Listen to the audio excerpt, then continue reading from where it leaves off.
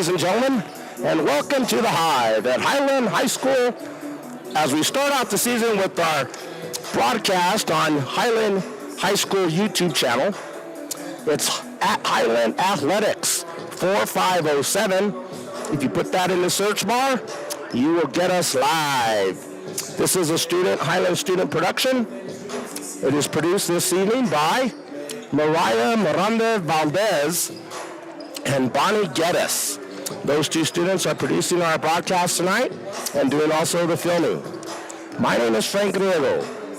I'm happy to welcome you, the fans of Highland High School, of boys and girls basketball. Tonight's game featuring the 2021 Boys 4A State Champions, your Highland Hornets versus Valley Vikings. With a 5-2 record, they come in District 6 in 4A. I'd like to thank John Barnhill, our athletic director, and Marco Harris, principal here at Highland High School, and all the other administrators here at Highland. But most of all, I'd really like to send a special thank you to the staff here at Highland High School for this broadcast. Without you helping our kids, our student athletes wouldn't be as successful as possible. I'd like to tell you again, thank you very much for joining us today. We'll be right back in 1 minute. Trying not to be.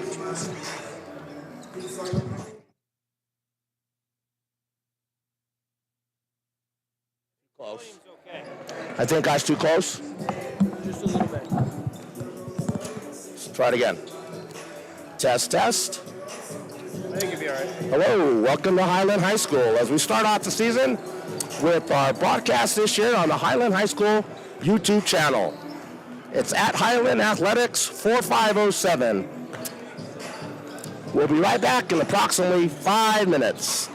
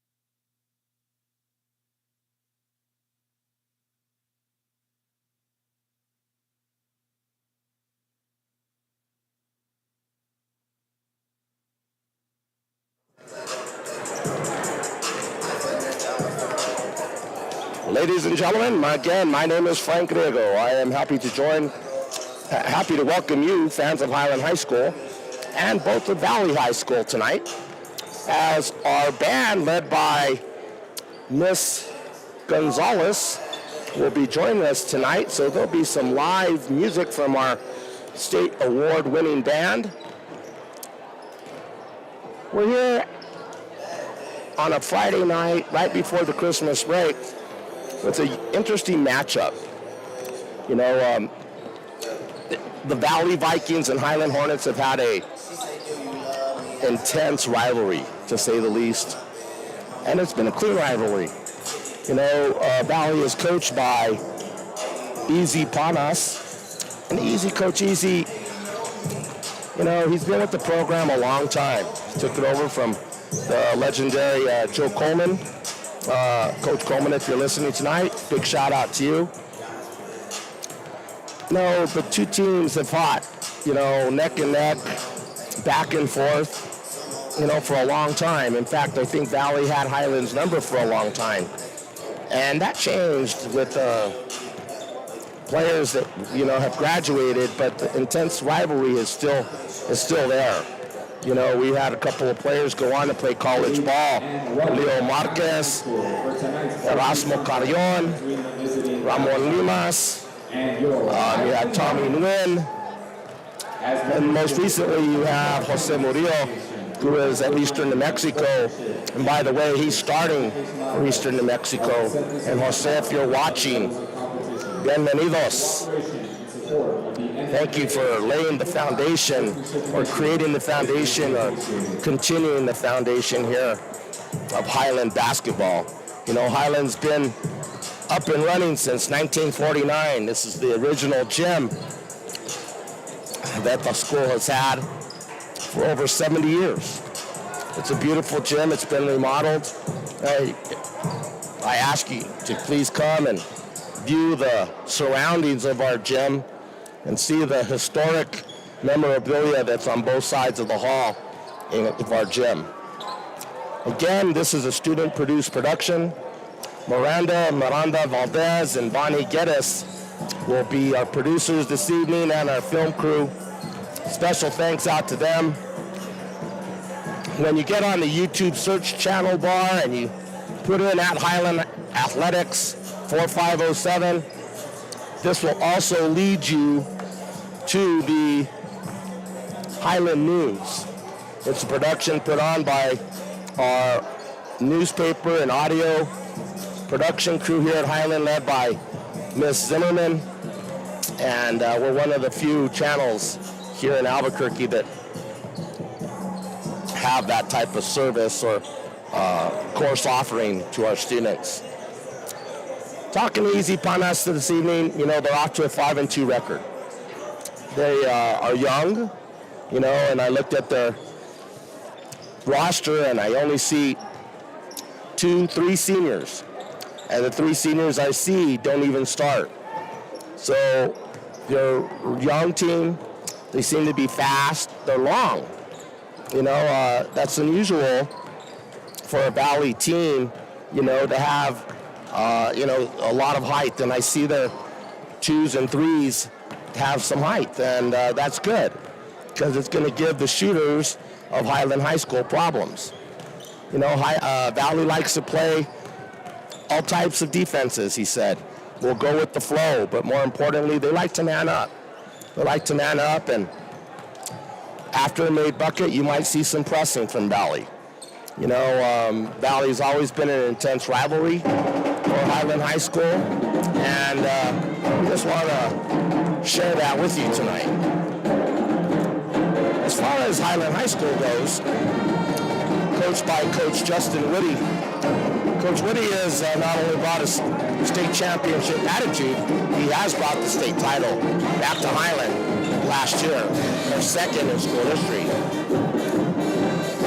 You know, our team is led by seniors on the roster. A lot of them come from last year's state-winning championship team. But because of some violations and personnel issues and injuries, we have 1, 2, 3, 4, 5 of our starters who are not playing this evening. So it should be an interesting game. It gives the younger kids of Highland's program, our program, to be able to get some experience.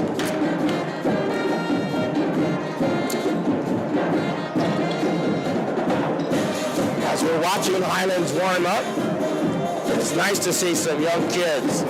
Kids like Jude Medina, number 2. Isai Herrera, number 12. Vincent Garcia, number 13. Logan Mitchell, number 20. Michael Carpenter, number 21. Eric Tennyson, number 33. And of course, Mr. DJ Sproul, number 35. It's nice to see those guys get some experience. I know Coach Whitty's been very pleased and excited with their effort. The question has been, when are our other guys coming back? It looks like they might be back the week after Christmas. And we'll see, we'll see. Again, my name is Frank Rego. We'll be right back in approximately 2 minutes with the national anthem and our starting 5.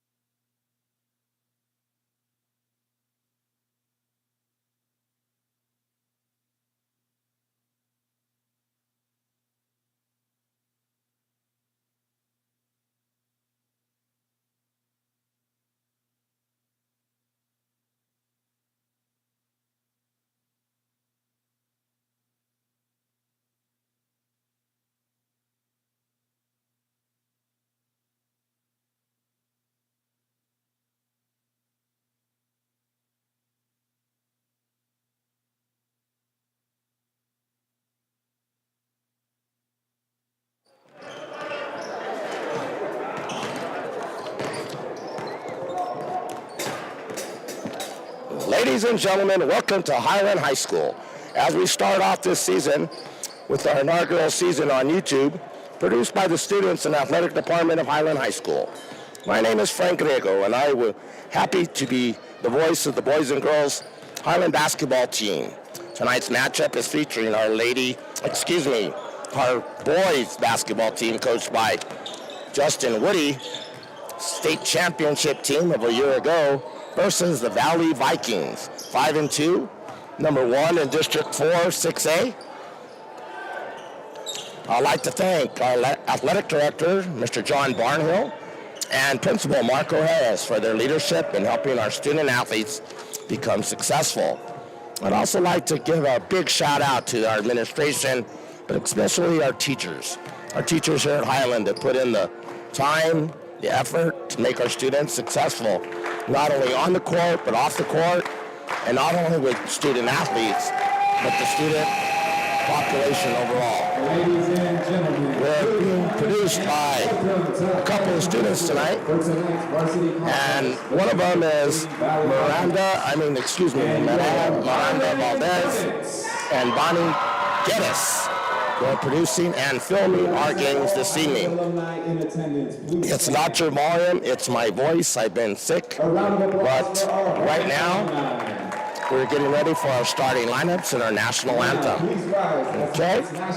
Please join us again tomorrow at 2 o'clock for the girls team.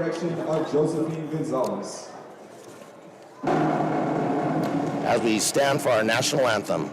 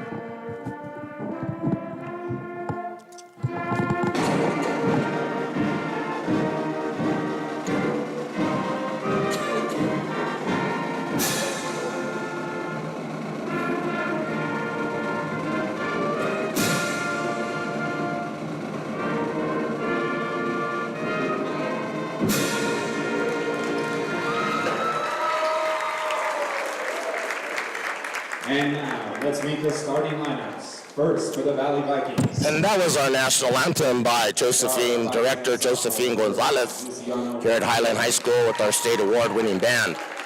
As they announce the starting lineups, let's take Valley.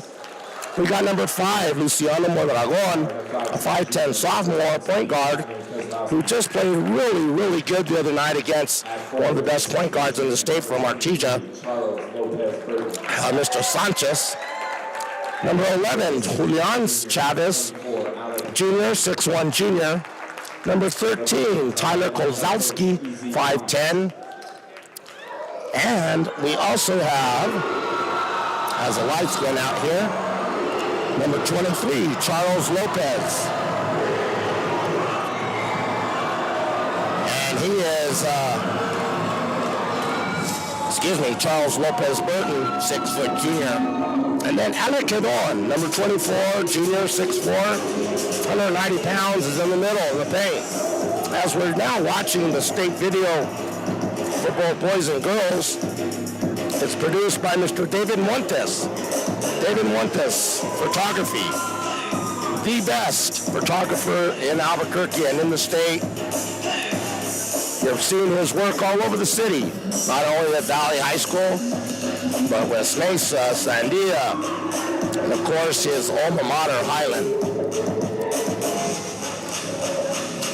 We'd like again to thank David Montes for all the work he's doing today. Please excuse my voice today. It's a little scratchy as Mr. Grego is here fighting a cold. We have no cheerleaders tonight. I think they're at the girls' game this evening. So we're going to be counting on our two coaches downstairs, Louis Metal and Coach Chacon, Dylan. As we introduce the starting lineups for your Highland High School Hornets, it's going to be number 0, Jesus Licon, sophomore, 6 foot. Isari Herrera, number 12, sophomore, 6'2". Number 24, Sergio Acosta, 6'2", junior. We also have sophomore, Jude Medina, number 2. Number 35, DJ Squirrel, sophomore. That's your starting lineup for tonight's game. We'll be back in about 30 seconds. Opening tip-off.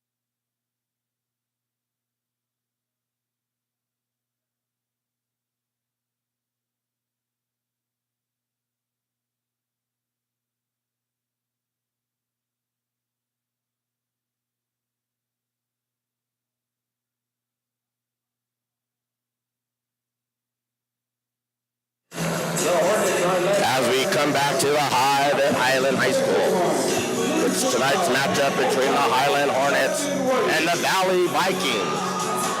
I'd like to give a shout out to my nieces, Neve Lopez, who's a sophomore at Valley.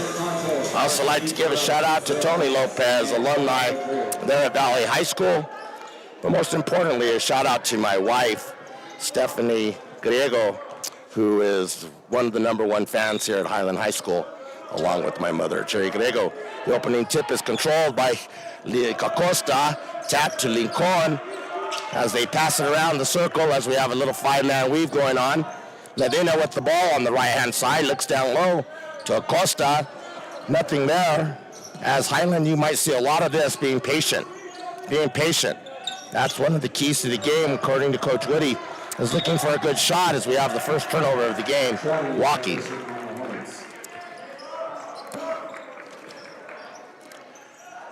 Good thought. He just didn't put the ball on the floor before he moved that pivot foot.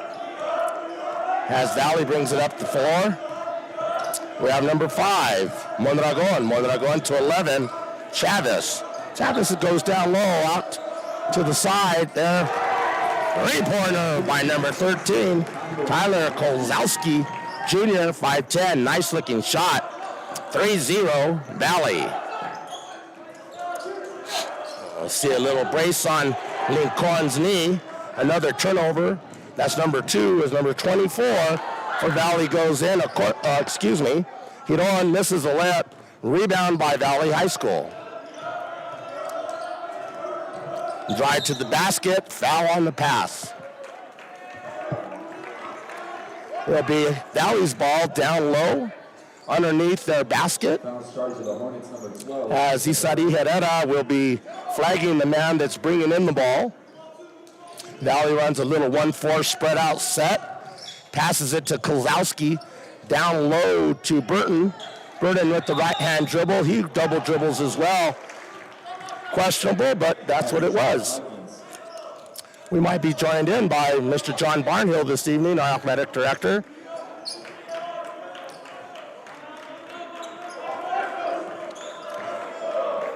As Valley sets up in a man-to-man defense. Looks like we're playing a 5-out rotation. Little passing game here. Little weave up on top. Mr. Barnhill, thank you for joining us this evening. Well, thank you for having me. I'm a little loud here, but we'll see what we got. I think that, when we scheduled this game at the end of last year, speaking with Arlene Anglala at Valley, she and I wanted to have an epic, this is a great rivalry. We figured a Friday night after all of the week's finals, this would be an epic game. It is an epic one. I wish At this point, we were fully loaded and staffed, and those days are going to come, but we're given lots of opportunities for a lot of young players, and that's the name of the game it is. Mentioned that earlier, Coach. You're right. We get a chance after talking to Coach Whitty, seeing our younger kids as Nikon makes both free throws. You know, kids like Spurrell. You know, you got over there, you got Medina on the ball. You know, those kids would never get as much playing time. They're getting valuable playing time. Correct. I think that's going to pay off for them as we get through the season into the district and then also into the state tournament. You know, they're going to have the experience of playing in some very big games. Yes. As Medina takes a three-pointer shot, he gets his own rebound, passes it to Acosta, a little out of control, but we have the ball back up on top. Nikon looks to pass. He looks like he has a knee brace on that right knee. Left knee. As Acosta goes a little spin turnaround, little 2-foot layup. Nice 4-3 Highland, 5:30 to go. You know, tonight you're expecting some ball control. We got a little bit of the flex here, some of the older flex on it, but it's pretty much a four-man flex. If you'll notice, once in a while you'll get a guy sitting in the corner here, and you got four guys that are wheeling and dealing in that, you know, pick-the-picker kind of offense. And which means you got guys that can dribble flat out. Dribble drive. Oh, isn't that the name of the game nowadays? There's a hand on him that I thought probably should have been called. DJ's trying to...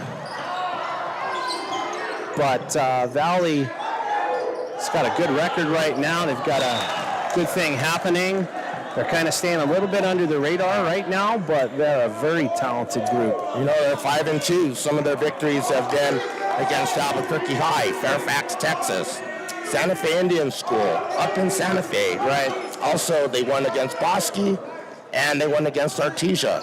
Right. They did lose against St. Mike's, but St. Mike's has a senior-ridden team this year. And St. Pius was one of their losses, I believe, as well. St. Pius as well. And that would be an epic battle. There's two very, very good basketball teams at the 4A level, which we've always said state championship's going to come, we think, out of the metro area, whether you've got an Academy, a Hope, a Valley, a Del Norte, a Highlands in that conversation. I mean, you've got some players. And most definitely Academy. That was a nice drive by Jesus right there. Jesus, he has a brace on his left knee. I didn't talk to Coach Woody about that, but doesn't seem DJ got hung up on a screen on the backside. As number 5 from Valley, Mondragon, Luciano Mondragon, 5'10 sophomore, who really put it to one of the best point guards in the state, Artesia, last week. Held them only 16 points. Isai went to the rack. You know, I think right now, you know it as well as I do, there's three guys. Nice job, DJ. There's three guys that are going to be leaned on heavily for this with a lot of quality moments. Tennyson's making the exchange there for DJ. Yeah. Tennyson, of course, one of our better baseball players in town, he is getting called up to do some heavy lifting. Guarding, who's that, number 3? Number 3, Elijah Montoya. Yeah, absolutely. That is a tall order for a sophomore coming in. As number 11, Julian Chavez, shakes and bakes, goes to the bucket. Looks like he's getting fouled up on top. Well, the ball will be brought in underneath the basket. And who's that foul called on? Fouls on the Hornets, number 12, Issa Herrera. Number 12, Issa Herrera. I believe that's his second foul. So we're already getting into the bench where we're very suspect at this point right now, just to maintain that high level of play. But I think this is a game that we're going to see, you know, you're going to get probably a finishing score somewhere 50 to 60. You know, first one that gets to 60 is going to win this game. We have a tendency to play a lot of ball control, both ends. That's a pretty good prediction because Easy said we want to get to 60.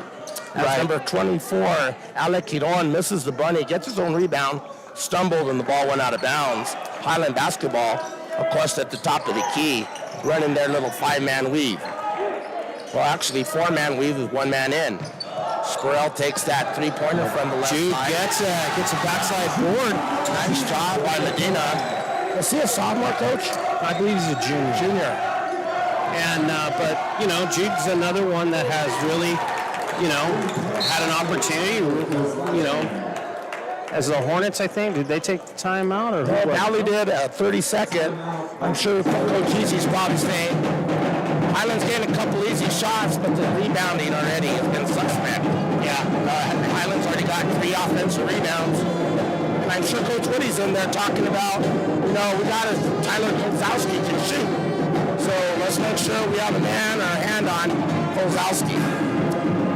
It's 10-8. 10-8 here at the first time out. I'll give you the time left in the quarter here in a second. Again, our broadcast is being produced by our students. Miranda Valdez and Bonnie Geddes, our student producers and film photographers this evening, or cameramen, excuse me. Camera women. Come on now. Excuse me. As Valley comes in with looks like a flagger, man-to-man press trap. Looks like Costa gets it back in the middle. That's where we want to bring that ball up anyways. I think you're looking at Easy trying to wear out those guys that are going to have a little bit of minutes, picking them up even full court. Jesus just missed it off the front of the iron there. He's not able to push off on that leg. I know he's favoring it. Yeah. And, tough kid. He's going to... There's some... As number 3, Elijah Montoya misses from the corner. Highland does a good job of rebounding. As Lincoln comes in there, pushes off a little bit, takes that three-pointer, off again. Rebound by Chavez, Julian Chavez, 6'1 junior, long arms. Kozlowski. That's a Vikings take the lead, 11-10. He's 3 of 4 from the outside. 6 left. 9 points. Yep. Somebody better guard 13 because DJ takes it to the rack. Maybe rush that one just a little bit. They want to attack. Foul, didn't get it. As number 3, Montoya comes in, gets it back in the corner. Left-hand dribble. Costa did block it, but really got him to get the body. Yeah, and, it's finishing that shot right there is... I would rather see him at that point take the charge, let him drift into you. It's his first foul, but again, every one of these kids for Valley are going to be able to penetrate, shoot. You're going to have to pick them up at 19 feet 9 and D them up. But that has been a staple of Valley High School forever. Yes, since the beginning of time. Yes, yes. And if you've ever played or coached against Valley, you embed that in your players because that's what they do. Yep.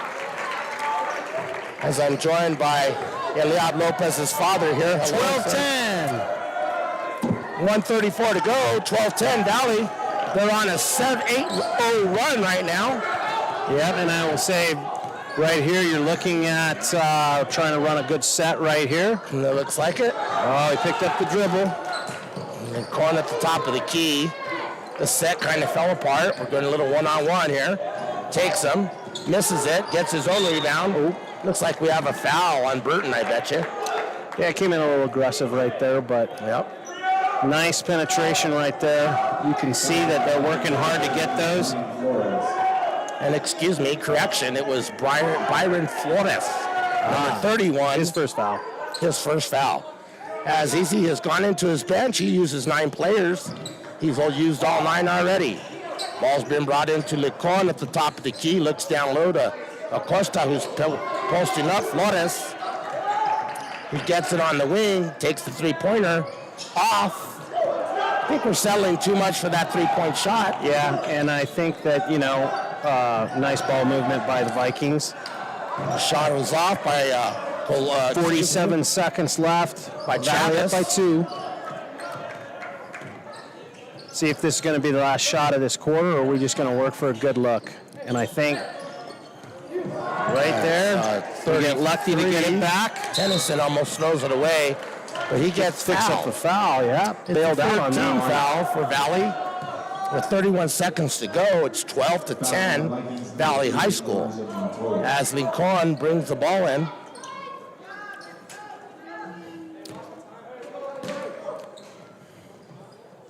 Little handoff to Acosta. As Acosta comes all the way down from the weak side to the strong side of the ball. Takes it up against Flores. 20 seconds left. Here comes the Vikings attacking the basket. Chavez brings it in. Nice little reverse. Nice slam. reversal. A Missed little it. too much English on it. Flores To the takes right it out, wing. passes it to the 11. Chavez again. Flores has come in and had some good minutes, good rebounding. Top of the key. Passes it out, In and out. and he gets fouled. Valley 1.8. with 1.8.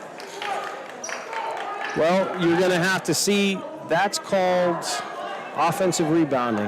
When you're getting 3-4 looks at the basket on a possession, you can't ask for any more than that And right there. there's some of the youth that Highland has. We have our young players looking at the shot rather than going and blocking out. Right. You know, they're shooting it long from one end. You need to box out on the opposite end because that ball more likely will go back to the opposite side on the shot. That's the first shot by number 11, Julian Chavez, is missed. Goes up for a second as the band makes a lot of noise. He nails That's his it. first points for the night. Down 3. Gets one in the air.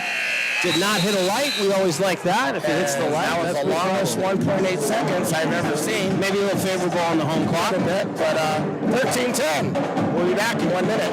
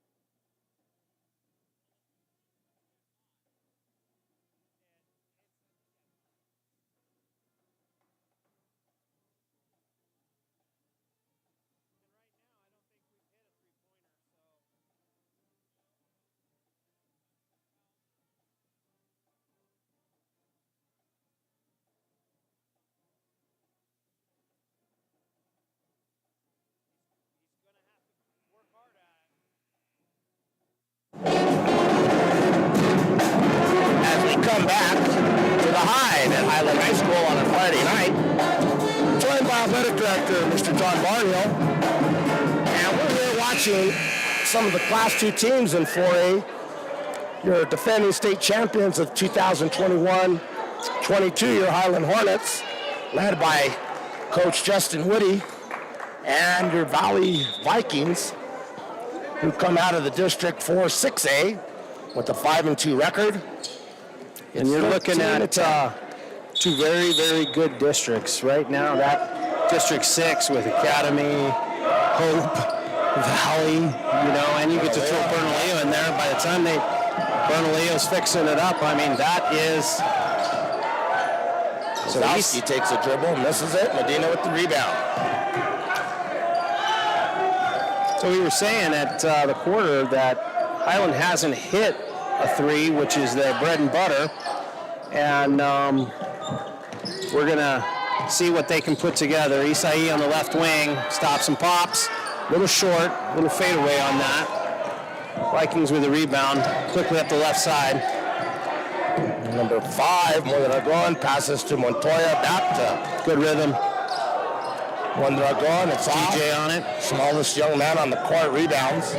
Isai with the ball going over the top of the key. Little step through. Drug that little discernible. He did drag that foot. I know he didn't like the call. It was a good call. He did drag it. Excuse me.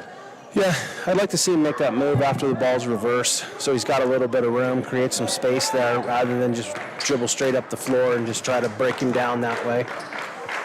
But looks like we're in a set here. It's like a man-to-man. No, that right there was the old Colorado State 2 game. Oh, for Valley. Yeah, for Valley and that. Yes. We were man-to-man on that, Yes, but that looked 2 game all day long on that one. I wonder if they'll actually work through to the reversal on it. Sergio on the drive. Yep, got bailed out right there. Fouled by, it looks like, is it Flores? Number 31? Yeah. Yeah. Brian Flores, 5'11 junior, 195 pounds. They gave that to 2. No, number 2. No, number 3. Number they gave 3, it his Elijah second. Montoya. Yeah, And know it's he his was in on second. it. I guess no objection from the coaching staff at Highland on that. No. That was definitely 31. I thought that had Yeah, fouled went him. in. Unless, trailing on that play there, that was 11-13. Vikings still up by 2. Sergio gets a second. Cut it in half. 13. So we're 6:45 left in the first half. And I know, Mr. Barnhill, you like me to mention again, this is being produced by the Highland High School students. Yes. Particularly a couple of young ladies here doing our filming. Oh, can he get his hands on it there? Looks like there's another foul by Medina. I think that's a loose ball right there, but Yeah, Foul on the Hornets, number 2, Jude Medina. and that's Jude's second foul. Yeah. I think he just got caught in bad position. yeah, It was a loose ball, but whenever you're reaching over somebody, that's the 15th foul for the Hornets. Vikings sitting at 14 fouls. glad you mentioned that because the question was, Chasing how many like a team dog on fouls that. before they shoot when they won. 17 fouls in a quarter or a half. So on that little curl cut that they've got on that, that postman's going to have to step up. Oh, got caught. Walking on that, huh? Yep. That gets fouled there. A little over the back. idea, That's Jude. third. Jude's going to third take foul. off. So, but, we're going to have to, Jude's going to have to step up and hedge that curl cut, or he's going to get beat on that every single time. If you're not hedging, or if you're not going through that, you need to cut through the underneath, not underneath the screen. And that's just experience Over on the top. varsity level. Exactly. So And, it's 15-12 with about 6 minutes to go as Luciano Mondragon bringing it down into number 11, Chavez. Going into the flex on this. They got 23 sitting in the corner. So this is going to Chavez be to dribble drive. Excuse me, Flores came out. We have Burden in. Burden, the son of Mr. Burden, a Lobo football player who's in attendance here. Fouls on the Hornets, number 24, Sergio Acosta. So it looks like Sergio Acosta picks up his second foul. Yep. As Highland's got a little bit of foul trouble. That's There's the a seventh. 17th foul. Yep. Like I was mentioning earlier, 17 fouls, the teams get a 1-and-1. The opposite team does. Best free throw. And on the 10th team foul, it's a double penalty, which means that the team will get a 2-shot foul. So this foul was called on the shot. Gets the He makes second one of 2, 15-12. And looks like the Vikings are staying in that token pressure. Sergio's working hard. Tennyson Tennyson misses the bunny, gets the rebound, throws it over the basket. Yep. Rebound by Working hard. Take a hit. That is not what you want. Got caught DJ on that one, just late. Fouls on the Hornets, number 33, Eric Tennyson. No, Tennyson Eric stuck his Tennyson hand. gets his first foul. They count the bucket. So number 11, Julian Chavez Jr., that is his third point, going for number 4 at the free throw line.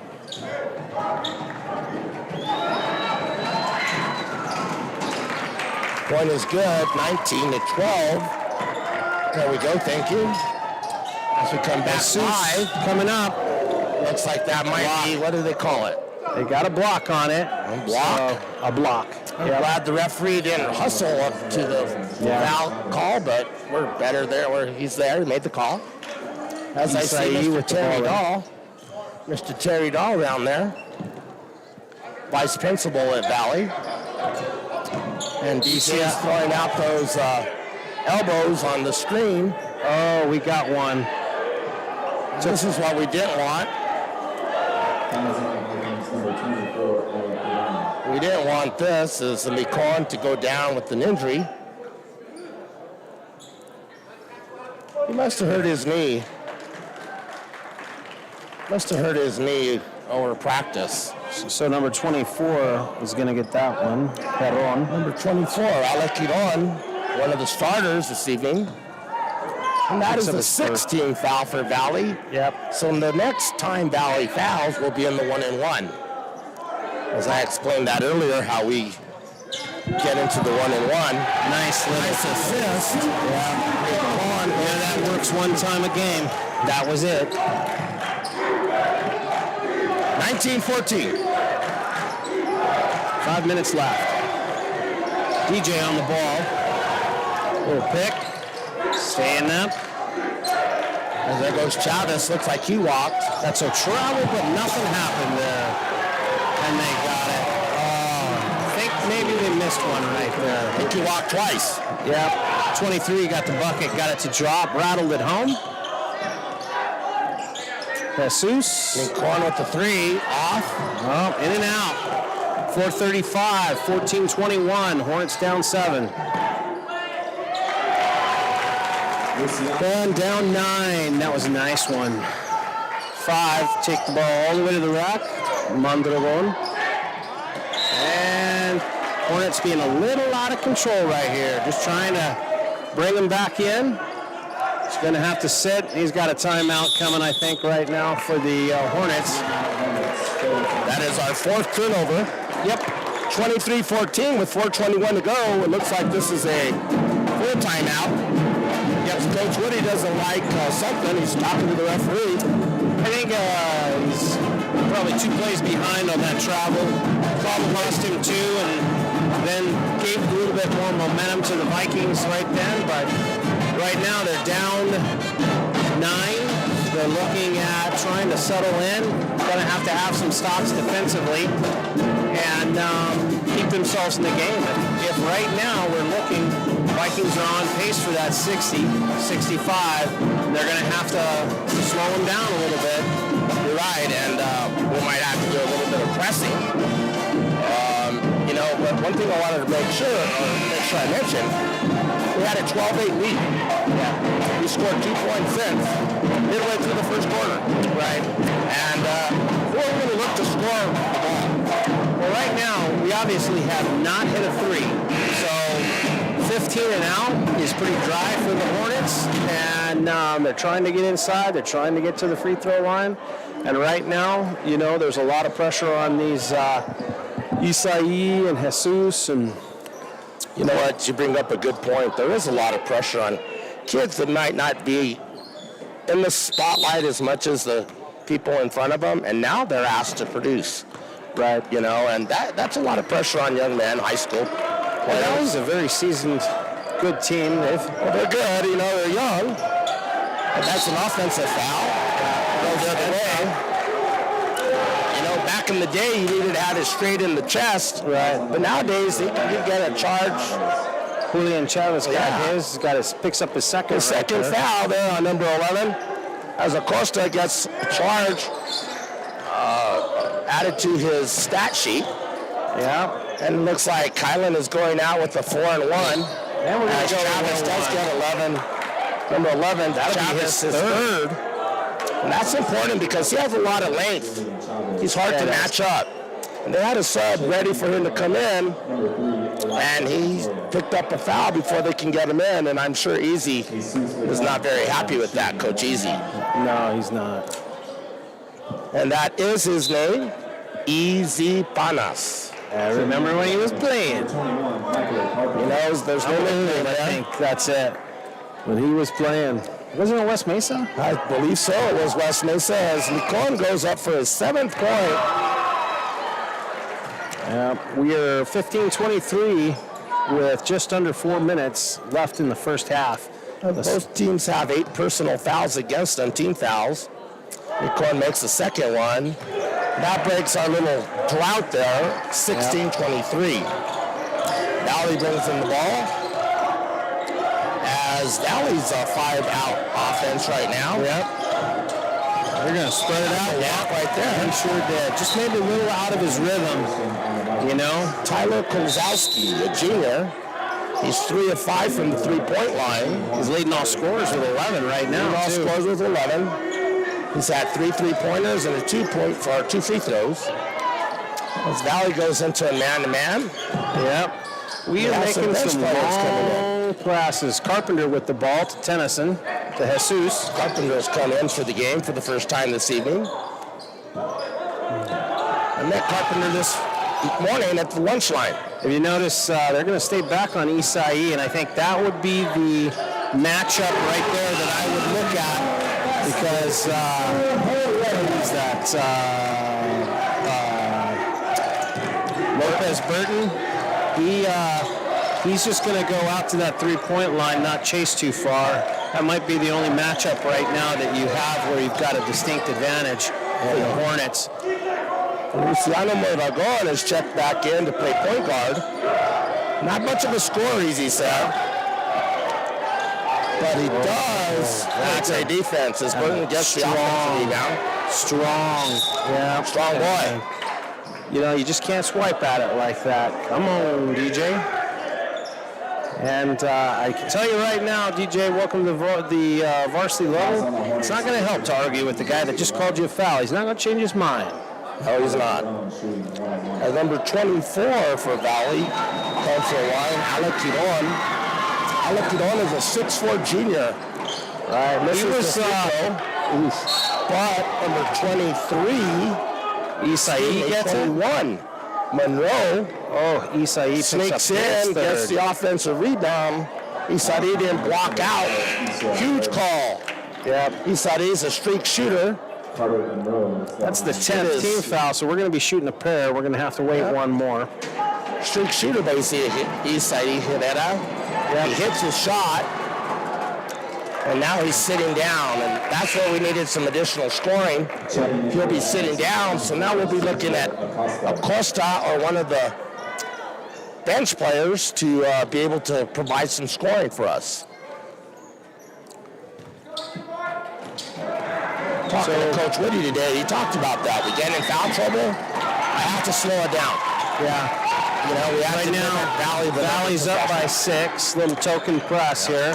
We had to cut down to 4. They're staying in that 1-2-2. Little zone press right here. Open the trap. Easy's going to show that one straight out of that made free throw. That's twice already he's done that. Good call, Coach. Looks like he got away with the walk there. Looks like they're going to call a foul. It's going to be a 1-and-1. The foul's going to be on 21. Carter Monroe, a sophomore, 6-foot sophomore. You know, people are probably wondering why that's a foul. Once you put two hands on a player, that's by definition holding. Right, and that hand check that comes up. Roll. And probably 2 years ago, that was a point of emphasis for a lot of officiating, trying to clean that up. It's not necessarily giving the offense an advantage, but it is trying to clean up that little hold on some pretty good basketball players going to the rack. Well, and you're right. You know, the defender has an advantage. So now here comes the little bit of a flex on that. There's a flex. And they're going to look down low to Burton against right now. They got Burton as they're looking to trying to direct some traffic. And that was not going to happen there, Carpenter. What happened to Carpenter? And I made a mistake by yelling Tennyson. 27-21, 155. Leave the door open, and that's how Carpenter fell. Got to go up. Carpenter gets 2 points. Yep. Comes back and 3-point ball game right here. Tell you, I would rather not see that call and let kids play a little bit than, even though it was in favor of the Hornets, he was good at it. I mean, he got there. I don't know that amount of contact really was something, but I'm not going to criticize that call in favor of the Hornets, but I do think that that's one of those scenarios. You know, we want to be a pro-Hornet broadcast. Sure. I totally agree with you. Yeah, I think that, right here, if Valley can stop fouling, foul on Burton. Yeah, he's shucking him off, and that's, I believe, his second foul. Yes. No, this is first. Exactly. Excuse me, correction. Burton's first. And I'm going to have to draft a little traffic, and I'll be right back. We'll see you soon, Coach. You bet.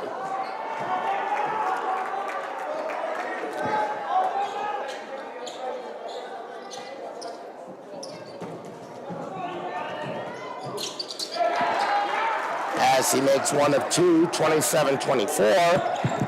1:31 to go in the game. 3-point shot by Valley. Rebound by Licon. Licon loses his footing. No call is made. Highland down 3 points. Acosta has the ball. He's going to call walking. Traveling violation on the Hornets.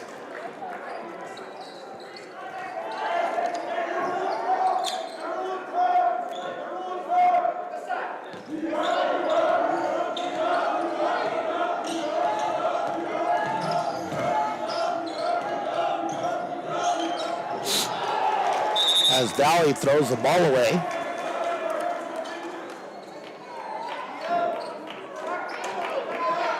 Bringing in the ball in front of Highland's bench. They're going to call motion.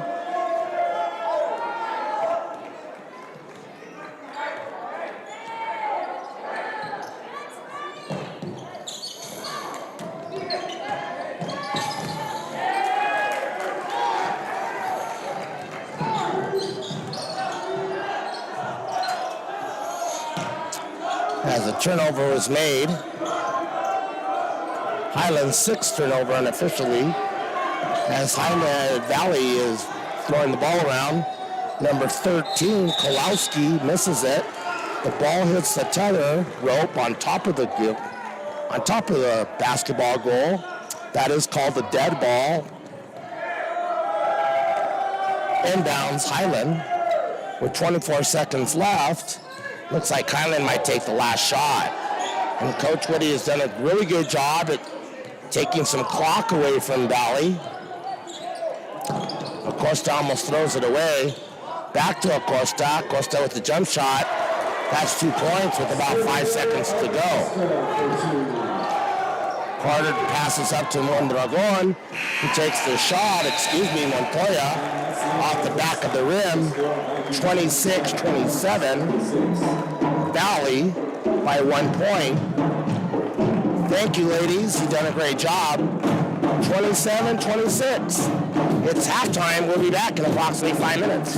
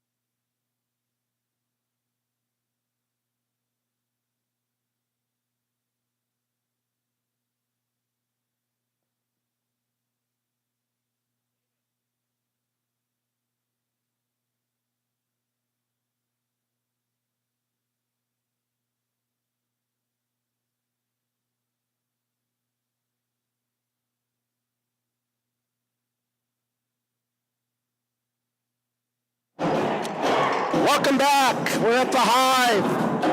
My name is Frank Rego. We have a minute to go, 27-26, as we've been blessed with one of the award-winning state bands in the state of New Mexico. As I'm joined by Mr. David Montes, one of our game sponsors and photographer. He's David Montes Photography, 450-4736. David Montes Photography, one of the key sponsors of tonight's game. You know, Coach Barnhill, you mentioned earlier something about scheduling. And I want to pick your brain a little bit because in the past, scheduling was all done at City Center, or the athletic department.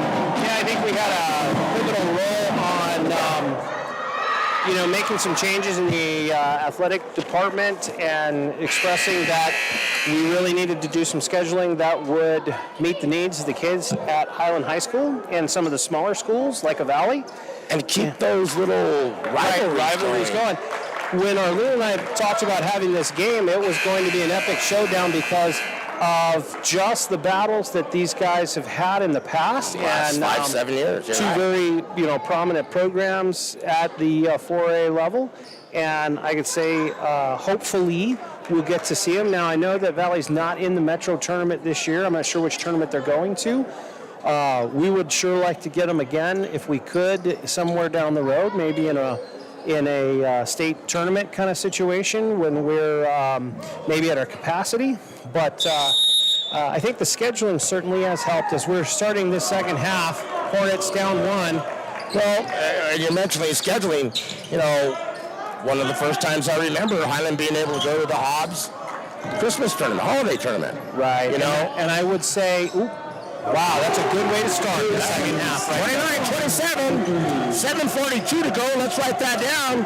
Yep. Highland takes his first lead of the game. Since the first quarter. Woody's really trying to get him to come out and get that. Rebound. Crossover dribble, stops it to Spurrell. Spurrell looks to shoot, passes to Acosta. Isari Herrera. Nothing there. Gets it blocked. No. It got blocked. Yeah, it got blocked. It did. And I'm glad the officials are working with each other, and they got that. And but about the scheduling, I think that one of the great changes that I know APS has made is to try to recognize that, or a little rush that, rush that just a little bit. That's going to be a 3-shot foul out there. And Mondragon and Coach Easy Panas is not very happy with Mondragon right now because you never want to foul the shooter, particularly a 3-point shooter. And a jump shooter. And who's fading away from the basket. Yeah. Jesus Licon from Chihuahua is at the line for 3. Misses the front end. Misses the front end. Jesus is from Chihuahua, Mexico. One of the main things that he loves to do other than basketball is spend time with his family.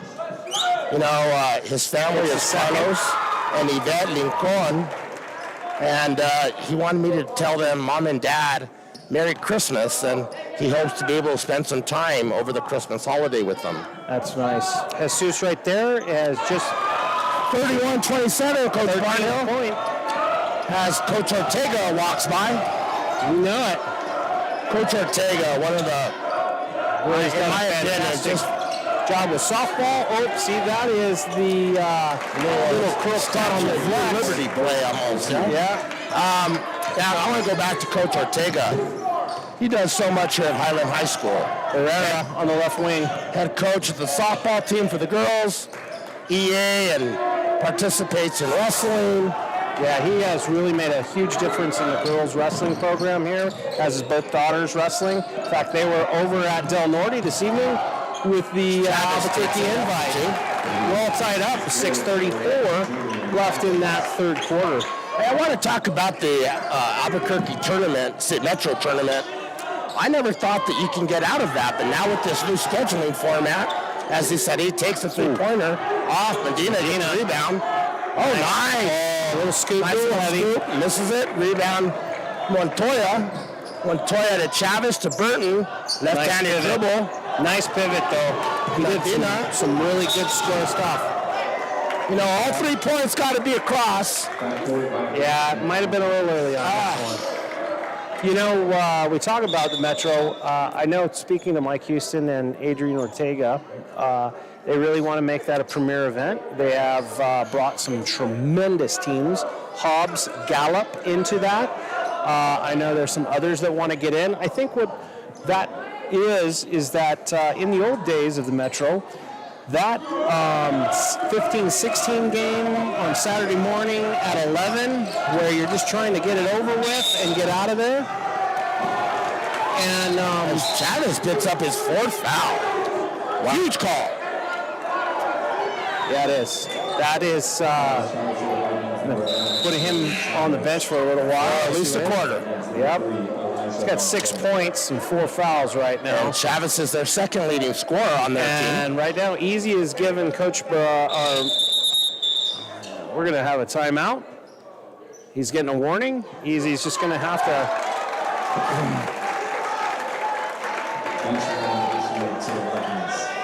So I think you should be pointing at an official.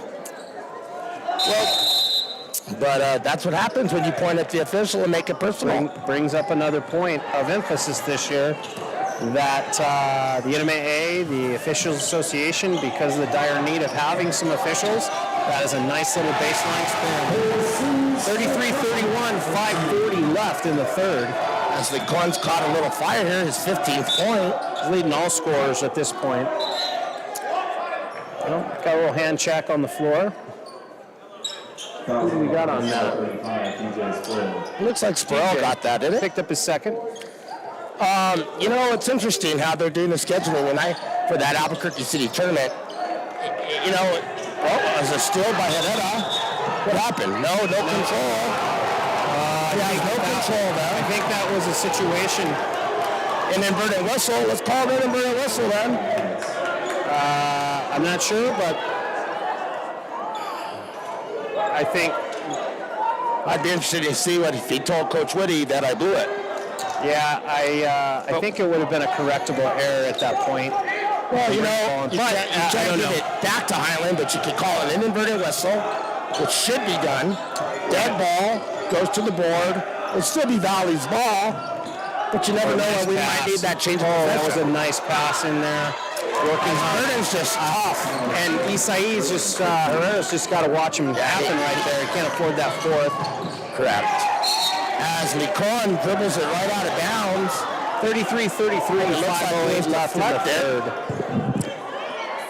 Thank you very much. 5:08, 33-33. Side inbounds play. Back to Lincoln at the top. High pick and roll for Isari. 3-point shot. Nails it. Wow. That's what they were missing in that first, is that threat from the perimeter. You know, it draws people out, creates space. That's a really nice drive. Really nice drive, and I think when Burgoyne just didn't have enough to put it higher on the glass. Super athletic, too. Lincoln trying to take control. Oh, he kind of had to pick it up. Oh, double clutched on that. That's 39-33 at 4:33. Shot. It did. I got to tell anybody that's a shooter, pick it up twice from your, that's not what you want. Sophomore mistake. That's what that is. Don't get that 5th. Come on now. And he's getting a strict warning about showing up the official. That's his haven't 4th. seen that show-up call all season. Yeah. But that's a point of emphasis. That's a point of emphasis. So that was kind of a loose ball kind of scenario, but, you know, obviously Coach Whitty needs back to the flex for... Looks like they're going to try to get Burden down in low to post up. They're staying with his flex, which is the 4-man flex. You got 24 that stays in the corner. And that is a foul on Lincoln. Yeah, even though he might have been pushed in on that, but... So what we have is going to count. They're also going to call ball down low because... Okay, here we've got Lincoln with the foul. Right. 0 with the push. Basket's good. Ball underneath. 36-39. Huge call. Yep, and they get the ball back. 6-point play. 4:07, 39-36. Sparrell lost sight of his man there for a little bit. That's nice. As 13, Kozlowski gets Right that running jump shot layup. Banker off the glass, old school, for his 13th point. Leading Valley scores. Lecon with the miss, fouls it. Gets a portion in the air, fouls it again. Looks like there's a foul. No. Ouch. Well, that looks like a... Wasn't sure what was going on. 39-38. Hornets still up. Kind of hit a turnover there on Highland. Unofficially, that is their 8th.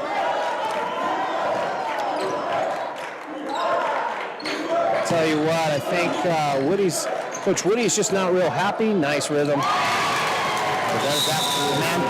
He's going to go ahead and take the moment to be ahead for a while. For his 18th point, that's number 24 for Chavez. On the board. I'm sorry.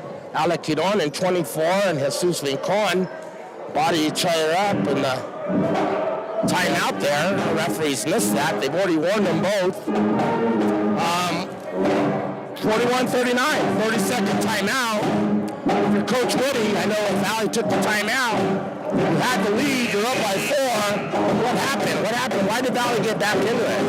Well, I think they've come down, executed some pretty nice stuff. You know, they get to that 4-man flex. A couple of good curls with the big guys. A couple of nice drives, bankers, you know.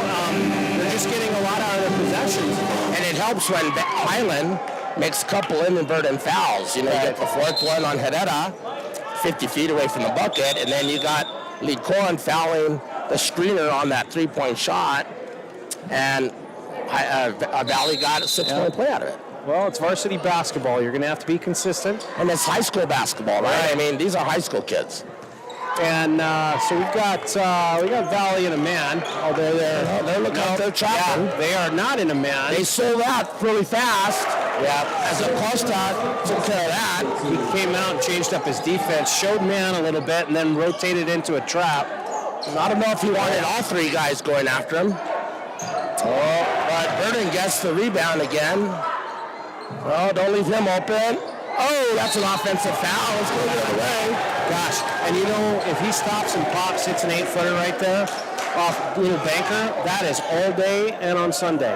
And I'm going to be a fan now of high school basketball in New Mexico, putting that little arc around the basket. You know, it's tough to take the charge underneath the net. Yeah. That's a hard one to swallow as a coach. Yeah. And as a player. 41, 2:48 left. Nice little kick. Costa's been hot. He misses it. Gets his rebound. Valley has got to block it. No. Costa the rebound, loses it. Valley pushing down, looking for it, sets his feet, little short. Misses it. No. Tennessee can't handle Burton down there. Well, they're working as hard as they can. That's one of those deals. Coming up on the trap. Oh, again. Ooh, good hustle. Everybody's on the floor. 45-41. 2:05 left. That's a big one. Stay in this little bit of a trap there. If they can catch him on the extent. Yeah, I would agree with that. Burton got the foul there on the reach. I believe that's his 2nd. Yes. If I'm not mistaken. Let's go back. I like the change here. It is his 2nd foul as number 21, Carter, comes in for Montoya. Valley goes back. And Flores comes in for Hiron. As Lecon brings in the ball to Acosta. It's been Acosta and Lecon quarter. As Medina's not ready for it. Another turnover. Got himself in trouble and tried to kick it out. Valley brings it up. 1:42 left. Left Carter open. Carter nails it. 48-41. Just like that. 7-point lead. 3-4 conversions. Got to get it. It's going to be a full timeout right here. Let's get back to the Metro Tournament. One of the things we talk about is that you play it on that Saturday morning in the 15-16 game, and you just want to get that one over and get there. You know, one of those situations this year could be 2 500 teams playing or at Saturday afternoon, because that is if you looked at that, those are some to start on January 3rd here at 5 o'clock, we've got a girls basketball game, Hope versus Gallup. And then immediately following that, we've got Highland versus Trisco. And then we'll have winners and losers the next day, 5 o'clock. And That's on the girls' side. On the girls' side. And that's one situation. You know, you're hoping to win that first game of Metro and start moving right, if you can. For the boys, you look and see that there are some extremely good players spread out through that entire district, that entire bracket. You're right. Any section of that tournament, you could go watch a couple of games and see some outstanding basketball. It's we were talking about scheduling. One of the things that Valley chose not to be in it this year. I think in the future they're going to evaluate whether they want to be in it or not, and I think that is a very positive for Albuquerque Public Schools in giving those programs those choices. And I absolutely commend them on that, because we have next year we're probably not going to be playing in the volleyball Metro tournament, and this year we're actually not playing in baseball and softball's Metro tournament. Baseball team is going to go down by Hobbs. They're going to play in the Eunice tournament, which is, and So 48-41. No. Looks like they're going to call foul. Oh, no. Underneath. It looks like it's the lead official on that ball. Take it. And I'm going to say Coach Woody is not happy with that. It's a jump ball going to go to the Vikings. And I thought maybe he walked with it. I want to go back to one other thing, though. Would it be nice to have a Gallup boys team? Yes. Where they bring 2,000 fans. Well, that's what's going to happen with the Gallup girls. The girls going to happen. Another one would be an Espanola. Bring some of these teams that have a big following. Put some money into the APS coffers, right? Yeah, I agree. And I think right now we got a foul on that rebound. 31 picked up his second. Let's get back to the game. It's the third quarter, 48-41, Valley. We're here in Lincoln bringing up the ball against a trap. Yep. Looks like it's a run and gun trap. Acosta walks with it. Yeah. And that little hesitation, that's a step you get in summer basketball, but you don't get that in regular season high school basketball. You're right. And, it's Highland's 13th, maybe 14th unofficial turnover, as the official is moving the cameraman from the side.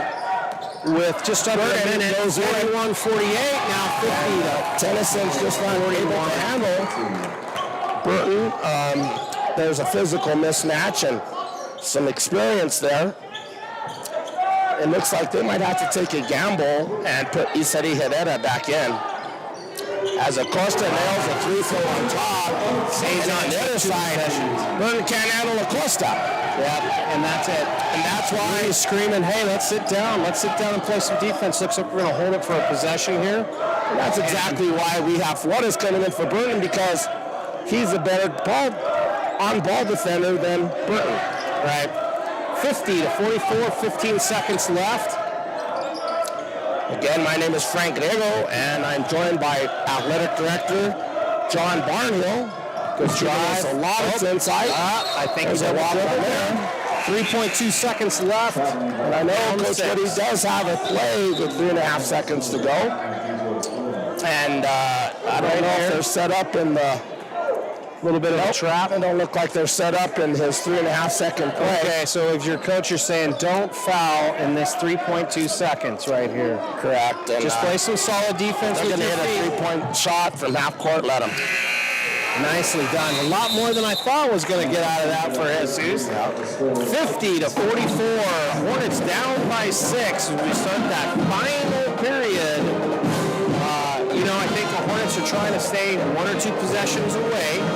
We talked about Vikings getting to 60. They're 10 away from that right now. We're pretty accurate on first 1 to 60 wins this game. We'll see if the Hornets can come out and get a couple threes, get themselves to the free throw line. You're right. You know, that Isai Herrera 4 fouls, that's I put him in right away. I put him in right away. You don't have any time to waste. Time to play. And then I do want to give a couple of shout-outs to assistant coach Pat Waka, who had a new baby here recently. His wife did. It's going to be a good Christmas at his house. Very, very good Christmas. Everybody's doing good.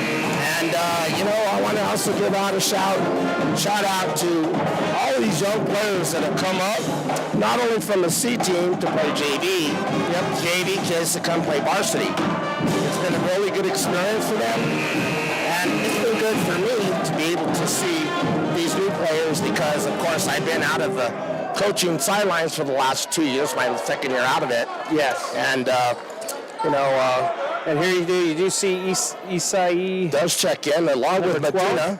Yep, we're going to have a couple of guys on the floor that have 4 fouls. It looks like they're giving Acosta a break. 50-44. 8 minutes, fourth quarter to go. Another shout out to Jose Murillo, who's watching tonight. Ex-Highland Hornet, who's starting center for the Eastern New Mexico Greyhounds, who had 9 points, 4 rebounds. Oh, 2 block shots last night. And Isai misses it. As Flores gets the rebound, passes it to Montoya. Montoya to number 5. Number 5, Mondragon, passes it to Kozlowski. Kozlowski to Burton. They're running their 4-man flex. Looking down low. It looks like they're going to call a hold. Nope. Illegal pick. On 3. Number 3, Elijah Montoya. You know, they've been consistent with that. That's his 4th. That's a factor for this game. You know, he's going to have to D up somebody. So as the referee says that you got your elbows and shoulder in on your screen. Right. When you set a screen, your body needs to be positioned, your elbows in, and a screen being made. Once you lower the shoulder and elbows out, John, that's an offensive foul, isn't it? Medina gets away with the walk and throws it out of bounds. Yeah, I thought he might have bounced it off a leg. You know, might be our 15th turnover. Yep, and 50-44, 7:22 left in the game. As Mondragon brings it up, says let's run it. It looks like 21, Carter Monroe, who had a critical 3-pointer to start Valley's run. Oh, as Burton takes a jump shot from the baseline. That's very solid. Nails it for his 15th point. Yep, 52-44, 7 minutes left. Thank you, John. As Licor looks up, it's only a 3-possession game as Acosta drives into the corner, passes to the corner to Burrell, cross. Nice. Jude gets it on that one. And Jude hits a 47-52. Back to a 2-possession game. So we end up a +1 on that possession. If I'm Valley right here, I think you got to go to the basket. Put some pressure on the basket. Don't live and die by the jump shot here, but take the ball to the basket, shoot some free throws. You know, make them play defense. This is a good series right here, good sequence. Valley, it looks like they're, straight up now. Oh, good hook. That was legit right there. That's just a weight difference. You make that turn, you get a kid that's a little bit, Sergio's a little out of his position right there. Fernando, if was out there, he's not going to back up on that. No, he's not. There's another turnover. 54-47, 6:04. So out of the fourth quarter, we've already committed 5 turnovers in less than 2 minutes. Yep. Let's see what set we're going to be. Still man-to-man for the Hornets. They're going into their... Looks like Kozlowski gets the shot. Again, I'm thinking, long, corner with the rebound to Acosta. Acosta, nothing but silk. 50 and 54. Smooth as silk. Acosta with the 3-pointer. 54-50. As Carter answers back. Timeout, Valley. 57-50. 5:33 to go. I think 30-second timeout. Let's keep it here. I'm looking for from Valley is there's no need to rush that shot. You're up 3 possessions. I mean, it's the style that they play, so they're staying with it. I was just going to say that. And but the way you let the Hornets back in this thing is two possessions where you've rushed a shot or you didn't get the rebound on something, and before you know it, it's a two-point game, one possession. But, that's high school basketball in itself. Right there, having, who was that made that last one? Carter. And I think Carter has played a majority of his basketball also with Isai Herrera. They've all played when they were young, and I think they know each other very well. I was talking to Miss Herrera about that they have, and great competition out here, just keeping this rivalry going. Very true, very true. So we have 16 fouls for the Vikings, which the next one, I would put pressure on going to the basket, get to the free throw line for the Hornets, and you've got a lot of fouls to give right here. Even though you're in foul trouble, if it comes down to some possessions, you're going to need those fouls. You're going to have to give it up at some point. The problem is that you have two of our most experienced players that have 4. Right. And you got to be careful. Yep. DJ's going to have to get in there. Medina's going to have to get in there. Stay tuned for after the game. I have a couple of players coming up. Isaria Herrera and Jesus Licon will join me for a post-game interview. 57-50, 5:15 left in the game. Valley went into a little bit of a 1-1-3 zone. Isaria just picked up his 5th foul. Yeah, he's done. I'm not sure where that was on that, but that is a killer both ways. Got to be smarter than that. But, he had a great effort. Yep. Except I think he knows he's better on the court than on the bench. Yep. So right here, even they're waiting for that sub. We're going to play it out the last 5 now. Like Michael Carpenter or Tennyson. Yep. And so we've got Tennyson. As Isari Herrera isn't very happy. Yeah. Sophomore, he's going to be able to put that stuff and process that. Well, I think he understands that he made a critical error there in judgment. Yep. Let the kid go. Yeah. Kid threw up a sopo, made it. Lincoln maybe took a little down 10 shot that maybe wasn't advised. Got to give a lot of credit to Valley to stick in, not only when Highland went up, but to stick in the game. Vernon misses that. Rebound, Acosta at the give doopsie-doo. Misses the fadeaway. Rebound, Kolowski. Carter throws the ball away on the outlet. 60-50, 4:35 to go. There are 16 fouls for Valley, 4 on Highland. As Mr. Barnhill was mentioning, we have 3-team fouls to give in order to put Valley in the one-on-one to stop the clock and maybe gain some possessions back. As Acosta gets the ball down low, that's the second time they've run that inbounds play. Yep. And who's the most dangerous person when they bring in the ball? I mean, when it's a sideline, is the guy that brings in the ball, right? So he's the most dangerous person there is. That's his 3rd. Number 31, Brian Flores. So right here, Flores and Burton are in together, which I think has been a big difference in the 3rd and 4th quarter as Chavez now comes in for Carter. Right. He's coming in with 4 fouls. And right here, Sergio's got his 20th and 21st point. Woody's going to take a timeout right here, try to keep things settled down for that last 4 minutes and 28 seconds. Well, you get down into having to coach these last 4 minutes, and part of it is, you're playing the Vikings and you're playing the clock. You've got to have about 3 more possessions, successful possessions. Extra possessions. Right. That the Vikings have. So definitely they've hit their 60 mark.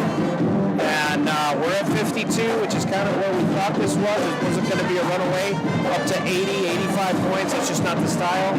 And right now, I think the Vikings have done a great job just kind of dictating what's happening. Hornets are battling and giving everything they've got. And some of the younger players have made some great plays. Jude dropping a 3. Tennyson every once in a while getting a rebound and holding his own. DJ. And Vikings with the ball in. kind of a little disarray there coming out of that. One of my pet peeves is when that official puts the ball on the floor. Yeah. You know, get him out of the huddle. But I hate that, putting the ball on the floor. Anyways, Valley has the ball. I'm Coach Woody. I need to press on a made basket or a dead ball by Highland. Yeah. You can see what's happening here. We're going to keep running through some of these options. This is Valley's stall offense. It's really not a stall, but you're not shooting the ball within the possessions. We're keeping the possession. Yeah, by holding on to the ball, you're keeping the total number of possessions down for Hornets. At some point, they're going to have to step up, try to make a play. 3:40 left in the game. There's the drive. And it's off. If they can convert, there you go. Nicole gets it. Those are one of those possessions. Oh my goodness. Chavis with a nice block. Yes, he did. Kozowski with his 21st point. 62-50. Chavis, but you can't guess who his brother is. I don't. Ooh. He's a young man that now plays, I believe, for Northern New Mexico. Ooh, that's nice. Was it Jude Chavis? Oh, I think there's a couple of folks in that family that can play a little bit. Wait a little bit. 62-54. And Chavis just on target. 64-54, just under 3 minutes. Right here, you're asking a lot. DJ Spurrell from the corner just kind of hits the front. Yeah, big shot. And they're asking a lot of minutes out of DJ as well here. We're about 3-4 possessions in with 2:40 left. I'm sure Coach Woody loves the young man for shooting that, because that's the only way he gets experience. Yeah, DJ, I'm glad you took that shot. Yeah, they're working it. Here comes a down pick and a nice little backdoor action there. They have adjusted their flex to have that down pick cross screen come across. And it's really made a difference with Burton and Floodus together. Yep, 66-54. You know, they had two guys now crisscrossing on those picks. Yep, they're doing a good job. And jump shot is up and good. Down timeout. Highland. 204. Right back. 204, 66-56.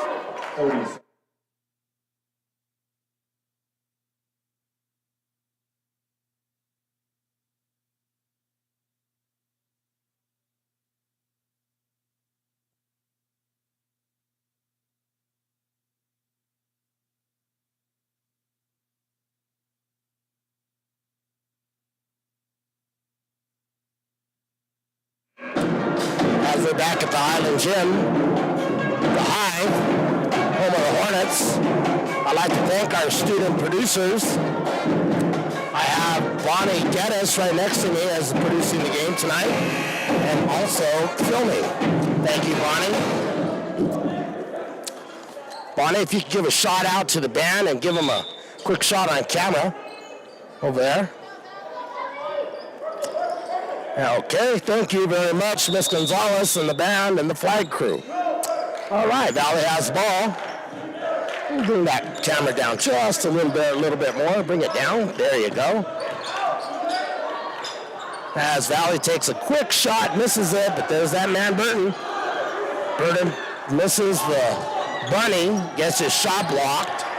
Another possession that we get. Lincoln takes that three-pointer off. Medina tries to rebound off Valley. Highland basketball, 3 down.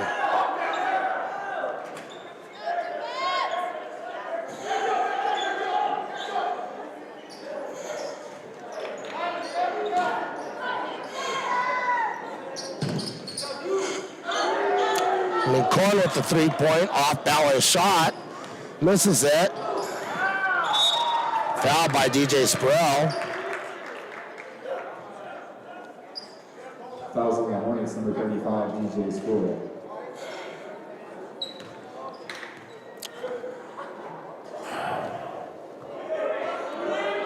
I don't know why we're shooting.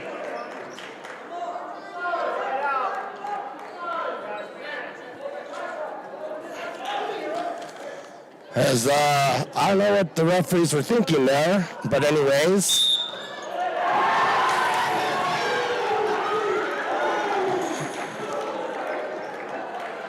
as I think some unsportsmanlike conduct there on the bench, led by one of the coaches. But inbounds by Highland. Medina with the shot, nice shot, three-pointer, 59-66, 1:22 to go. Kowalski to Burton. Burton with the left-hand dribble passes to Chavez, who walks with the basketball. Let's see here, looks like that. Montoya coming in for Flores.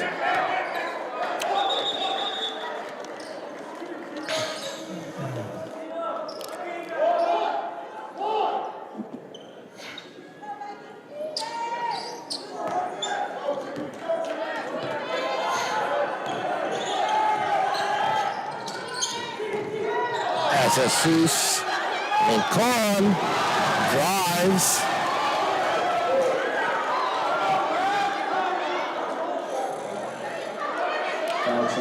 Chavez now fouls out. Checking in number 21, Carter Monroe. Jesus Lincoln at the line shooting 2.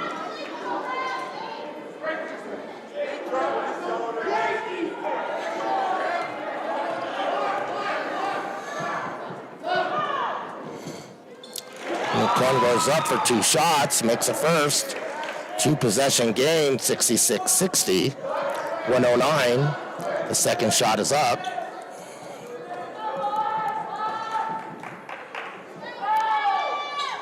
And in, 66-61. Valley brings in the ball with a minute to go. Lincoln lets Kozlowski, dribbles all the way down. Burden misses the little layup. Might be a good thing that we fouled him. See if he can make the free throws. Acosta with his 3rd foul.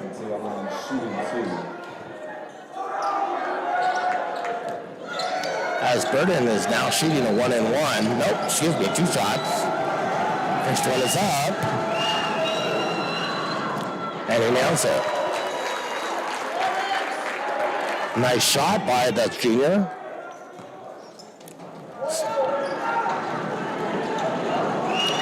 Next one is up, and it's good. Nice follow through. 68-61. Lincoln with the ball. Throws it, almost out of bounds. Lincoln gets it, shoots again from 3. Nails it. 64-68. Timeout, Highland.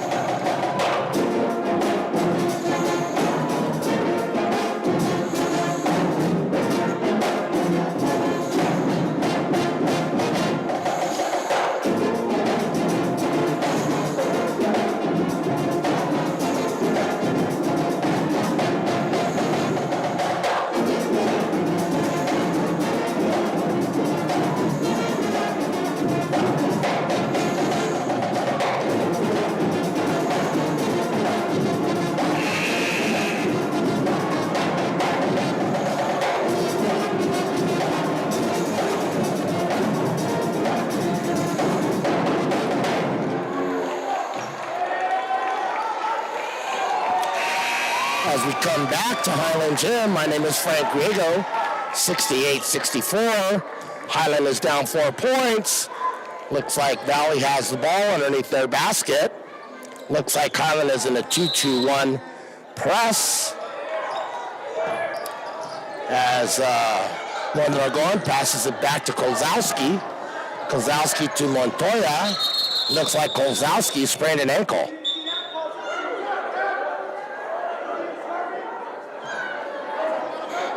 Seems like he's in a lot of pain.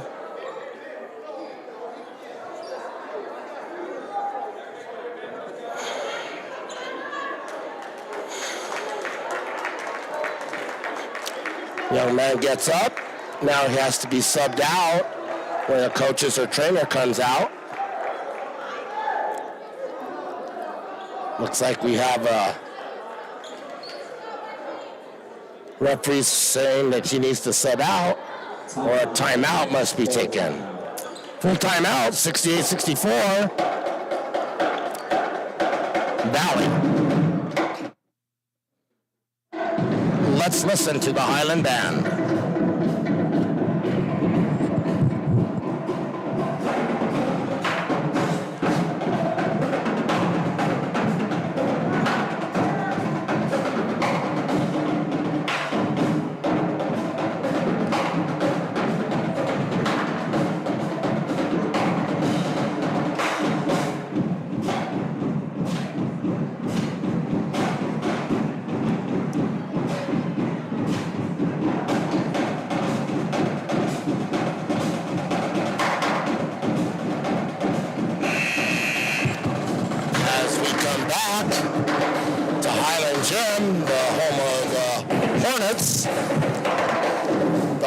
We're being entertained by Josephine Gonzalez's state award-winning Hornet Band here at Highland High School.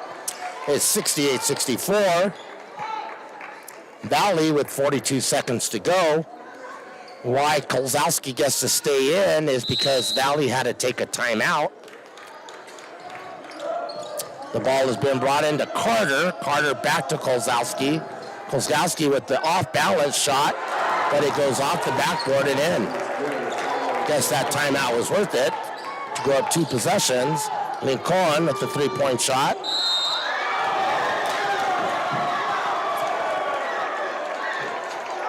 Looks like they're going to call a foul on number 5. Mondragon. Lincoln with 3 shots to bring it in with a 1-possession game if he can nail them. For his 27th point, 28th point, he can make the other 2. It's a 30-point night for Lincoln.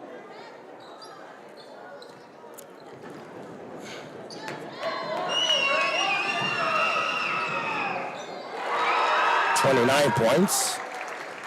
No, Lincoln might have earned himself a starting spot.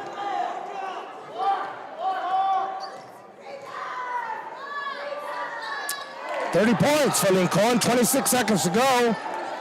70-67. The ball is brought in. Tennyson fouls, number 5. Luciano Mondragon, sophomore, 5'10".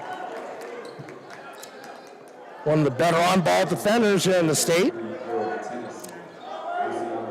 I'd like to give out a shout-out to the Valley parents and alum that's watching the game tonight on YouTube.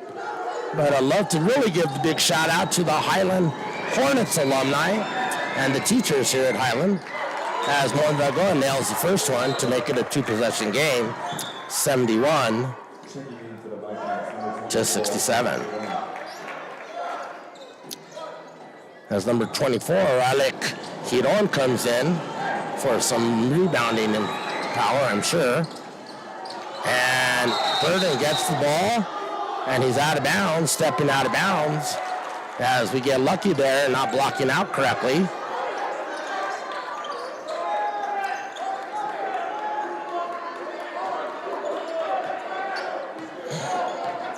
So we got Lincoln dribbling the ball up. Tennyson, with the shot. Michael Carpenter. Pardon me, that is Eric Tennyson. Hits a 3-pointer, 1-point game. Foul right away on Lincoln with 7.4 seconds to go. We're down 1. Either way, we're going to have a chance to tie this game. But let's see what number 5 does. Number 5, Luciano Mondragon, who hit 1 of 2 last time. Misses it.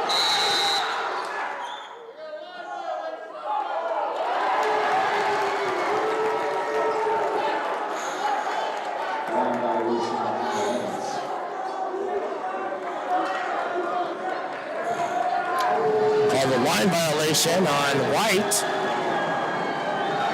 Next shot is up. It's no good. Jesus Lincoln gets it one-on-one. Takes it. Hits it! Hits it for the road! Highland wins 73-61! And an anthem! They're at the gym!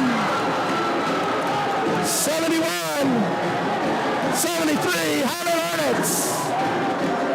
Lincoln with his 33rd point. Nice job. Highland will be right back.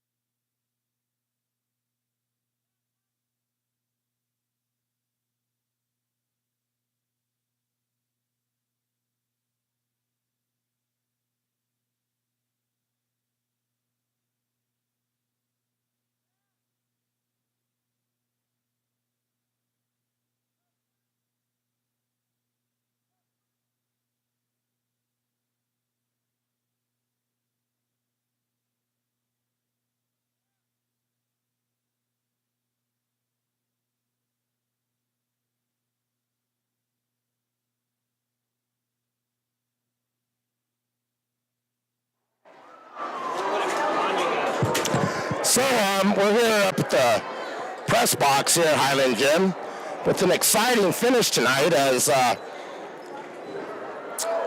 Jesus Lincoln hits a three-point shot to end the game with 33 points tonight.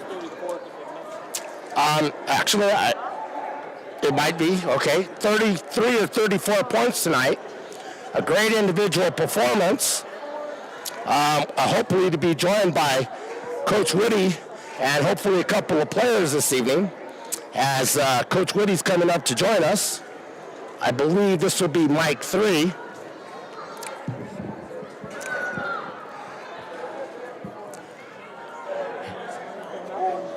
Hey Coach, congratulations as he gets on his headset. Congratulations, Coach. Thank you, appreciate it. Yeah. What a barn burner and what a great individual performance by Lincoln. I think 33 or 34 points tonight. Yeah, but man, that wasn't possible without those 2 threes in the corner by Jude Medina and that corner 3 by Eric Tennyson. Thank you, Coach. You're damn right. Yeah. That was awesome. And so let's talk about the bench that's been starting these last couple of games. Well, I'm just so proud of those guys because they got thrown into the fire kind of, and they've played hard. And I told them, when you play hard, good things happen. And we battled. We got down 9 or 10. We just kept positive. I said, keep playing hard. Good things are going to happen. And saw some shots go in there at the end, and so it was pretty sweet. Yes, it was pretty sweet. It was really nice to see Eric hit that three-pointer, and Jude, like you said. One of the big things I saw tonight was Acosta. He took more of an offensive role tonight, and boy, he has a pretty shot. Yeah, he just has to slow down a little bit. He's wanting to do too much and has a tendency to try to go a little too fast, and when he's under control, he's just so smooth, and he's got a beautiful shot, so everyone just played so well tonight. They did. You know, Coach Barnhill is my sidekick this evening, and he talked about 60 being one of the critical points of who's going to get to 60 first might win the game. Yeah, I thought if we could, we got a lot of things to work on defense. We're allowing way too many points. I think we're allowing 63 points a game right now, and that's got to get better. So, but we're really good on offense, and now if we can get some stops sprinkled in there, we'll keep getting better. And I think you're going to have some additional player help coming up here now. Here in the Hobbs tournament is your next. Yes, sir. I'm proud of the boys. They were on the bench today, gave great energy. Everyone who got in the game just played with heart, and just really a complete team effort. So we're off until December 28th. We go down and play in the Hobbs Holiday Classic. I bet you're looking forward to that. Yeah, That's it's a hell one of of the a best tournament. tournaments in the state, so we're excited about it. Not even the state, maybe in the whole Southwest. It's pretty good. Yeah. Coach, I want to wish you and your staff a Merry Christmas. Thank you, Thank you Coach. very much for coming up. Appreciate it. Take Merry care. Christmas. Merry Christmas. We're joined there by Coach Woody. It's 73-71, and it's Highland High School, and one of the biggest melees I've ever seen at Highland here on the court. I think it might have even been bigger than the state tournament victory at the pit. Pretty good, and I do gotta give a lot of credit to our student faculty, our student sponsors and producers of tonight's broadcast. Also, if you get onto that Highland YouTube channel, there is also a Highland News channel that's produced by Zimmerman, Miss Zimmerman here at Highland High School. And it looks like we have one additional player coming up, and it's going to be the player of the game, I guess I would say, Jesus Lincoln. So Jesus Lincoln will be joining me here. 33 or 34 points tonight. 33 or 34, I don't have the official, the book. But what a game tonight. I know my voice has kind of had it. I have had a cold all week. Here comes Jesus. Trying to figure out, we're on 2 on this one, aren't we? Yeah, we're on 2 on that one there. Yes. Well, Jesus, congratulations. Boy, huh? Nice shot. Thanks. I guess the first question I want to ask you is, and here's the camera right there, is this must have been from the melee, right? After the game? From the game, maybe. I think you had like 33 or 34 points. One of my questions is, what's up with the knee brace? I mean, my mom bought it for me. Oh, okay, so you're not hurt. No, I'm not hurt. You're not hurt. Tell me about tonight's game. I know that you had a tough matchup against Valley. It's always an intense matchup. But tell me about Valley. What did they do tonight? They had pretty good shooters, good ball handlers. They were big guys in the post. And I see you and Hiron were going after each other tonight a little bit. Oh, yeah. Serge did a great job on him. I was guarding him perfectly. That was his job. He did his job. So what were you thinking about when you're down a point, get the ball underneath on the rebound? What was your thought process? Just win. Win. You were not going to pass the ball. I mean, if somebody was open, I'll pass the ball. And high five to you, young man. Thank you, sir. So tell me about your parents in Mexico. Tell me. They've always supported me with everything. What are their names? Yvette Licon, Carlos Villar. There we go. And, I mentioned you during the broadcast about one of your favorite things to do is hang out with family. Yeah, that's my favorite thing. Your favorite thing My to little do. brothers, my grandparents, everything. And if it's not basketball, it's family then for you. Yeah. Jesus, I've known you now for 2 years, and you're one of the special players that come from SAC, and you just have always had a great heart, and you're very respectful. Tell me what it is to be part of the Highland Hornet basketball team. Coach Woody does a great job with us, chemistry, everything. We're together. Coach Woody is amazing. So we've been 1-2, I believe, since we've had some players out with injury and personnel issues. You get these players back for the Hobbs tournament. Yeah. How is that going to change the chemistry? Will it? No, nothing's going to change. They're going to be here. They're always been here. Right. It's family. Congratulations, young Thank you, man. sir. Go celebrate. Thank you. Some to your family? Yes, he did. Love you. Love you. Okay. Thank you very much. That's our broadcast for tonight. Tune in tomorrow at 2 o'clock. We'll have the girls. Thank you.